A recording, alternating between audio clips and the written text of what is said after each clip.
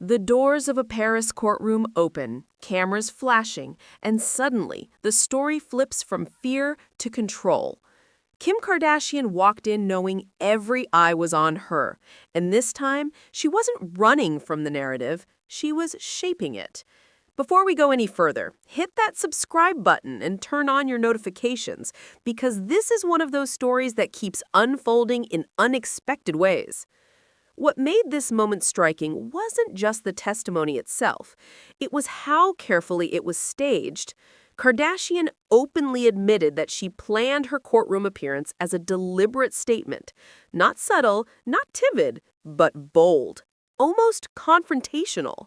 She understood that this wasn't only a legal proceeding, it was a global media moment, and she intended to take back authority that was stripped from her years ago.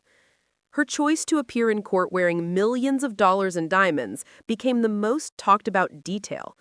On the surface, it might look like fashion doing what fashion always does, grabbing headlines.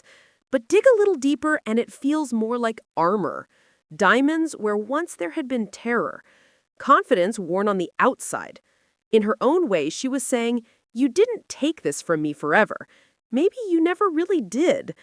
It's a risky move emotionally, probably, but a powerful one all the same. This testimony also marked the first time she faced the men accused of robbing her since that terrifying night nearly a decade ago.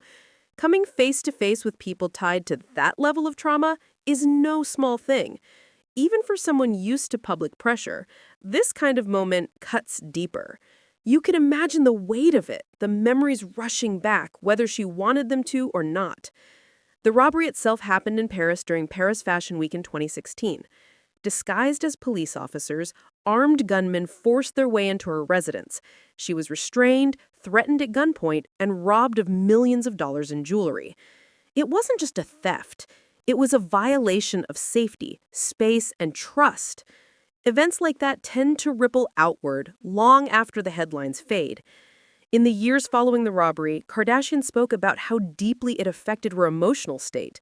Her sense of security changed. Simple things like staying alone or trusting unfamiliar environments suddenly felt dangerous. Fame doesn't protect you from fear. It just broadcasts it louder. And in some ways, that invisibility of emotional damage is the hardest part.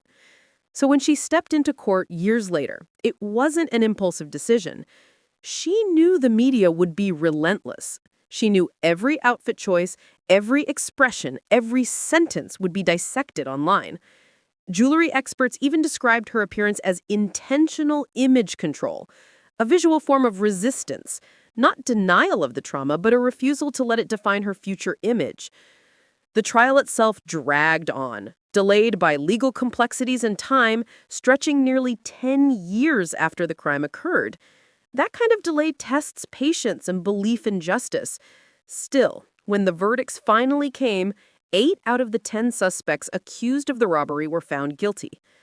Closure doesn't always feel complete, but accountability matters, even when it arrives late.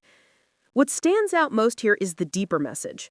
Public image, something Kardashian has always understood, can become a tool for emotional recovery.